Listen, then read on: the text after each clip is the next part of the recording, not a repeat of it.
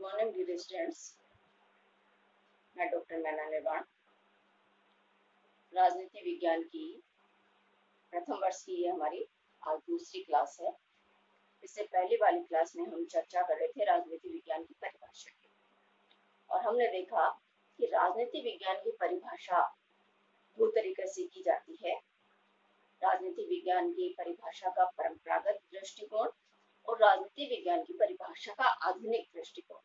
इससे पहले वाली क्लास में हमने राजनीति विज्ञान के परंपरागत दृष्टिकोण पर चर्चा शुरू की थी, जिसमें हमने पाया कि राजनीति विज्ञान के परंपरागत दृष्टिकोण में भी राजनीति विज्ञान को तीन दृष्टियों से परिभाषित किया जाता है। पहला है राजनीति विज्ञान को राज्य के अध्ययन के रूप में परिभाषित करना, और दूसरा राजनीति विज्ञान को सरकार के अध्ययन के रूप में परिभाषित करना। इन दोनों बिंदुओं पर हम चर्चा कर चुके हैं। आज हम चर्चा करेंगे राजनीति विज्ञान को राज्य और सरकार दोनों के रूप में परिभाषित करना, यानी राजनीति विज्ञान की परिभाषा राज्य और सरकार के अध्ययन के रूप में करना। इस श्रेणी के विद्वान राजनीति विज्ञान की परिभाषा को राज्य और सरकार दोनों का अध्ययन मानते हैं, यानी राज्य और सरकार के अध्ययन से तात्पर्य है कि ये विद्वान मानते हैं कि राजनीति विज्ञान में हम राज्य के सैद्धांतिक स्वरूप और उसकी व्यवहारिक प्रक्रिया जो कि सरकार द्वारा संचालित होती है, उन दोनों का अध्ययन करते हैं। तो हम कह सकते हैं कि राजनीति विज्ञान की परंपरागत परिभाषा का यह जो तीसरा दृष्टिकोण है, जो राज्य और सरकार को राजनीति विज्ञान के अध्ययन में सम्मिलित करता है, ये दोनों ही पक्षों को, राजनीति विज्ञान के सैद्धांतिक और व्यवहारिक पक्ष को शामिल करता है राजनीति विज्ञान की परिभाषा करते समय राजनीति विज्ञान के अध्ययन में। इस दृष्टिकोण को मानने वाले विद्वानों में हम Paul Janet, Dimock, professor Jackson, Ashirvadam, Gilchrist आदि कई विद्वानों को शामिल करते हैं, या कई ऐसे विद्वान हैं जो इस पक्ष को मानते हैं। सबसे पहले हम देखते हैं पॉल जेनेट की परिभाषा। पॉल जेनेट राजनीति विज्ञान को राज्य और सरकार के अध्ययन के रूप में किस तरह देखते हैं। तो पॉल जेनेट ने राजनीति विज्ञान की परिभाषा करते हुए कहा है कि राजनीति विज्ञान सामाजिक विज्ञान का वह अंग है जो राज्य के आधारभूत तत्वों तथा शासन के सिद्धांतों का विवेचन करता है। पॉल जेनेट क्या कहते हैं कि राजनीति विज्ञान वह विषय है जो राज्य के आधारभूत तत्व, राज्य के आधारभूत तत्व जो हमें पता है राज्य का संगठन कैसे होता है, उसके कौन कौन से तत्व हैं, उनके साथ साथ शासन के सिद्धांतों को भी पॉल जेनेट राजनीति विज्ञान की परिभाषा में सम्मिलित करते हैं। इसी तरह डिमॉक ने ये कहा है राजनीति विज्ञान की परिभाषा करते हुए कि राजनीतिक शास्त्र का संबंध राज्य तथा उसके साधन सरकार से है, यानी राज्य को भी ये शामिल करते हैं राजनीति विज्ञान के अध्ययन में, और राज्य के साधन जिससे राज्य क्रियान्वित होता है, राज्य अपना मूर्त रूप प्रदर्शित करता है, उस साधन सरकार का अध्ययन भी इसमें शामिल है। तो डिमॉक राज्य और सरकार दोनों को इसमें शामिल करने वाले विद्वान है, और ये इसी रूप में राजनीति विज्ञान की परिभाषा करते हैं। प्रोफेसर जैक्सन ने भी इसी तरह कहा है कि राजनीति विज्ञान वह शास्त्र है जो राज्य व सरकार की विवेचना करता है। आशीर्वादम ने भी ये माना है कि राजनीति विज्ञान राज्य तथा सरकार दोनों का ही विज्ञान है, यानी ये दोनों ही तत्वों का, राज्य और राज्य के साधन सरकार, दोनों तत्वों का व्यवस्थित और वैज्ञानिक अध्ययन करने वाला विज्ञान है, ये मानना है डॉक्टर आशीर्वादम का। गिलक्राइस्ट राजनीति विज्ञान की परिभाषा करते हुए कहते हैं कि राजनीति विज्ञान राज्य तथा सरकार की सामान्य समस्याओं का अध्ययन करता है, यानी ये भी मानते हैं गिलक्राइस्ट भी कि राजनीति विज्ञान के अंतर्गत हम राज्य और सरकार दोनों ही तत्वों का अध्ययन करते हैं। गेटल ने भी कहा है कि यह राज्य है, यह राज्य के राजनीतिक संगठन तथा राजनीतिक सिद्धांतों, इससे हम देखेंगे गेटल ये कहते हैं कि राजनीति विज्ञान राज्य का विज्ञान है, यह राज्य के राजनीतिक संगठन तथा राजनीतिक सिद्धांतों में इन्होंने क्या शामिल किया है? भूत, वर्तमान तथा भविष्य, यानी राज्य के भूत, वर्तमान तथा भविष्य तीनों कालों का अध्ययन करता है। गेटल ये मानते हैं कि राजनीति विज्ञान राज्य के राजनीतिक संगठन और उसके सैद्धांतिक स्वरूपों, भूत, वर्तमान और भविष्य, इन तीनों कालों का सामूहिक अध्ययन करने वाला विज्ञान है। जेम्स ने भी ये कहा है राजनीति विज्ञान की परिभाषा करते हुए कि राजनीति विज्ञान राज्य का विज्ञान है, किंतु उसमें सरकार भी अंतर्निहित है। यानी जेम्स मानते हैं कि राज्य में सरकार सम्मिलित है, अतः राज्य का अध्ययन करते समय हम सरकार का भी अध्ययन करते हैं। प्रोफेसर विलोबी ने राजनीति विज्ञान की परिभाषा करते हुए कहा है कि सामान्य रूप से कहा जा सकता है कि राजनीतिक शास्त्र को तीन विषयों, अब यहाँ हम देखेंगे प्रोफेसर विलोबी एक नई बात लेके आ रहे हैं कि सामान्य रूप से कहा जा सकता है कि राजनीतिक शास्त्र को तीन विषयों, राज्य, सरकार तथा कानून का अध्ययन करना होता है। प्रोफेसर विलोबी ने राज्य और सरकार के साथ साथ कानून को भी इसमें शामिल कर लिया है। यानी प्रोफेसर विलोबी कानून को सरकार से कुछ अलग मानते हुए उसको भी तीसरे विषय के रूप में राजनीति विज्ञान की परिभाषा में सम्मिलित करते हैं।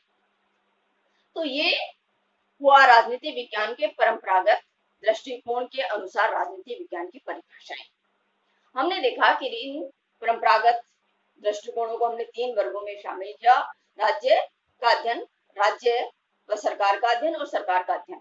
लेकिन तीनों ही परिभाषाओं में हम कुछ सामान्यताएं पाते हैं, कुछ सामान्यीकरण हम इसका कर सकते हैं, जिन्हें हम कह सकते हैं कि राजनीति विज्ञान के इस परंपरागत इन सामान्यीकरणों के आधार पर राजनीति विज्ञान, परंपरागत राजनीति विज्ञान की कुछ सामान्य विशेषताओं का हम उल्लेख कर सकते हैं। इन तीनों परंपरागत राजनीति विज्ञान की परिभाषाओं के दृष्टिकोणों को देखते हुए उनका अध्ययन करने के उपरांत राजनीति विज्ञान की कुछ सामान्य परिभाषाएं हमारे सामने परिलक्षित होती है। ये सामान्य परिभाषा विशेषताएं कौन कौन सी है? पहला हम ये कह सकते हैं कि परंपरागत राजनीति विज्ञान का जो अध्ययन है वह पूरी तरह संस्थागत अध्ययन है। परंपरागत राजनीति विज्ञान के जो विद्वान है उन्होंने राजनीति विज्ञान को राज्य, सरकार या राज्य और सरकार तीनों को सम्मिलित करते हुए राजनीति विज्ञान का अध्ययन किया। यानी हम कह सकते हैं कि ये राज्य और सरकार जैसे संस्थागत अध्ययन, संस्थागत तत्वों को आधार मानकर राजनीति विज्ञान की परिभाषा करते हैं। दूसरी परंपरागत राजनीति विज्ञान की विशेषता ये कही जा सकती है कि परंपरागत राजनीति विज्ञान संगठनात्मक है। हमने अभी देखा कि परंपरागत राजनीति विज्ञान के जो विद्वान है, परंपरागत राजनीति विज्ञान के दृष्टिकोण के समर्थक जो विद्वान है, वह राजनीति विज्ञान को पूरी तरह संगठनात्मक आधार पर परिभाषित करने का प्रयास करते हैं। यानी वे राज्य और सरकार के संगठन, राज्य का संगठन कैसे है, राज्य के तत्व क्या है, राज्य किस प्रकार का कार्य करता है, सरकार का संगठन कैसे होता है और सरकार के संगठन में कौन कौन से तत्व शामिल होते हैं, इन तत्वों को आधार मानकर राजनीति विज्ञान का अध्ययन करते हैं। तो हम कह सकते हैं कि परंपरागत राजनीतिक विज्ञान का जो दृष्टिकोण है वह पूरी तरह संगठनात्मक है। ऐसे ही परंपरागत राजनीति विज्ञान की परिभाषा की एक और अन्य तीसरी विशेषता यह है कि परंपरागत राजनीति विज्ञान की परिभाषा वाला यह दृष्टिकोण पूरी तरह ऐतिहासिक है। ये विद्वान जो परंपरागत आधार पर राजनीति विज्ञान की परिभाषा करते हैं वे पूरी तरह राज्य, सरकार आदि को ऐतिहासिक संदर्भ में देखते हैं। यानी उनके राज्य और सरकार के संगठन, उनके स्वरूप, उनके तत्वों को वो ऐतिहासिक आधार में देखते हैं, उनका अध्ययन करते हैं। जैसे पुराने समय में राज्य का स्वरूप क्या था, उनके कौन कौन से तत्व होते थे, क्या क्या कार्य राज्य करता था, आधुनिक मध्यकाल में कैसे हुआ और आधुनिक काल में कैसे उसको करना है, यानी ऐतिहासिक संदर्भ में उसका अध्ययन ये लोग करते हैं। तो परंपरागत राजनीति विज्ञान की जो परिभाषा है उसे हम ऐतिहासिक संदर्भ में देखते हैं, ऐतिहासिक विशेषता उसकी हम पाते हैं। चौथी विशेषता परंपरागत राजनीति विज्ञान की परिभाषाओं की ये है कि ये आदर्शात्मक है। परंपरागत राजनीतिक विचार परिभाषा के जो समर्थक है, राजनीति विज्ञान के जो समर्थक विद्वान है, वह न केवल ऐतिहासिक और संगठनात्मक आधार पर राजनीति विज्ञान की परिभाषा करने का प्रयास करते हैं, वरन वह उसे आदर्शात्मक रूप में देखते हैं। चाहे हम देखें, मनु को देख लें, प्लेटो को देख लें, अरस्तु को देख लें, इन्होंने एक आदर्श स्वरूप हमारे सामने प्रस्तुत किया है। यानी ये मानते हैं कि राजनीतिक विज्ञान आदर्श को आधार लेकर चलने वाला विषय उसको बना देते हैं। ये विद्वान ये कहते हैं कि राजनीति विज्ञान का आदर्श स्वरूप कैसा होना चाहिए, राजनीति विज्ञान का कार्य, राज्य का कार्य कैसा होना चाहिए, सरकार कैसी होनी चाहिए, यानी चाहिए पर इनका ज्यादा जोर रहता है। एक आदर्श उन्मुख, एक भविष्य के लिए अच्छी व्यवस्था को खोजने का प्रयास इनके द्वारा राजनीति विज्ञान में किया गया है। तो ये आदर्श और मूल्यों पर अधिक बल देने वाला दृष्टिकोण है। इसी प्रकार राजनीति विज्ञान की परिभाषा का जो परंपरागत दृष्टिकोण है, इसकी एक आलोचना इस आधार पर भी की जाती है कि यह पूरी तरह औपचारिक और कानूनी दृष्टिकोण है। इसमें राजनीति विज्ञान में औपचारिक संस्थाओं का अध्ययन औपचारिक तरीके से करने का प्रयास किया गया है और ये केवल कानून को आधार मानकर राजनीति विज्ञान का औपचारिक अध्ययन करता है। इसमें व्यवहारिक और जो अनौपचारिक तत्वों की पूरी तरह उपेक्षा होती है, जो कि वास्तव में राजनीतिक संस्थाओं को या राजनीतिक प्रक्रियाओं को संचालित करता है। इसकी अगली विशेषता हम ये मान सकते हैं कि यह मानवीय तत्वों की अवहेलना करता है। हमने अब तक जो परिभाषाएं देखी, उनका विवेचन विश्लेषण किया, उसमें हमने देखा कि कहीं भी मानव और मानवीय तत्व का उल्लेख इन विद्वानों ने इन परिभाषाओं के अंदर नहीं किया है। तो हम कह सकते हैं कि राजनीति विज्ञान की परिभाषा का ये जो परंपरागत दृष्टिकोण है, वह मानवीय तत्व की पूरी तरह उपेक्षा करता है। और राजनीति विज्ञान तो ऐसा विषय है जो मानव जीवन से जुड़ा हुआ है और मानव के कल्याण वाला सर्वाधिक संदर्भित विषय है। और बिना मानवीय संदर्भ से राजनीति विज्ञान का महत्व नहीं रह जाता। राजनीति विज्ञान के साथ मानवीय संबंधों को प्रोफेसर लॉस्की ने इस रूप में परिभाषित किया है, उल्लेखित किया है। यानी प्रोफेसर लॉस्की राजनीति विज्ञान के मानवीय संबंधों पर बल देते हुए ये कहते हैं कि राजनीति विज्ञान का संबंध संगठित राज्य से संबद्ध मनुष्य के जीवन से है। राज्य का अस्तित्व किसके लिए है? मनुष्य के लिए। सरकार किसके लिए कार्य करती है? मनुष्य के लिए।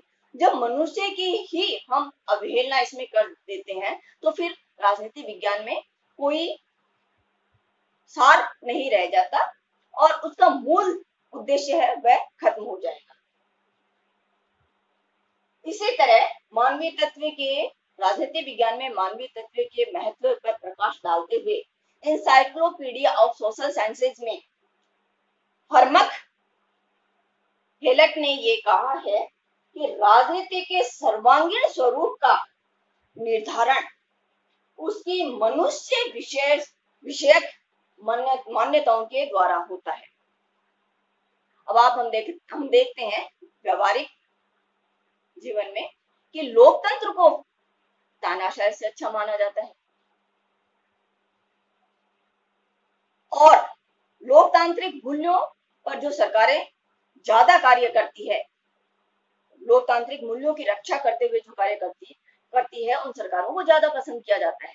यानी राज्य सरकार और सरकार के कार्यों का मूल्यांकन इस आधार पर होता है कि वे मानवीय तत्वों को किस रूप में देखती है, मानव कल्याण की मान्यताओं का और मानवीय गुणों की मनुष्य विषय मान्यताओं को वह कितना स्थापित कर पाती है, कितना उस पर कार्य कर पाती है।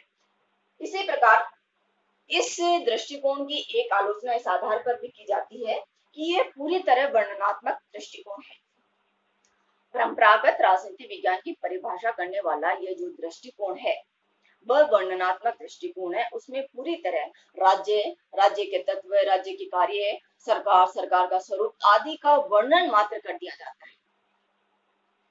इसमें कई ऐसे तत्वों की उपेक्षा हो जाती है या कई ऐसे तत्व उपेक्षित रह जाते हैं जो तुलनात्मक होते हैं, जो विश्लेषणात्मक होते हैं, जिन पर गहरी विवेचना की आवश्यकता होती है राजनीति विज्ञान को समझने और राजनीतिक विज्ञान की समस्याओं का निराकरण करने के लिए, जैसे कि मानवीय तत्व, राजनीतिक प्रक्रिया, दबाव समूह, राजनीतिक व्यवस्था, निर्णय निर्माण की प्रक्रिया और निर्णय निर्माण की प्रक्रिया को प्रभावित करने वाले राजनीतिक और गैर राजनीतिक तत्व और शक्ति। ये ऐसे महत्वपूर्ण तत्व है जो पूरे राजनीतिक विज्ञान के स्वरूप, उसके उद्देश्यों और उसकी प्रक्रिया को गहराई के साथ प्रभावित करते हैं। तो परंपरागत दृष्टिकोण में इन मूल्यों, इन तत्वों की पूरी तरह उपेक्षा हो जाती है, ये तत्व अछूते रह जाते हैं। तो इस प्रकार हम राजनीति विज्ञान, परंपरागत राजनीति विज्ञान की परिभाषा करते हैं और उसके आधार पर उसकी सामान्य विशेषताओं का लेखन कर सकते हैं। तो राजनीति विज्ञान की परंपरागत दृष्टिकोण के आधार पर जो परिभाषा राजनीतिक विद्वानों ने की है वह आज हमारा पूरा हुआ। नेक्स्ट क्लास में हम आधुनिक दृष्टिकोण से राजनीति विज्ञान की परिभाषा करने का प्रयास करेंगे, उस पर चर्चा करेंगे। ओके।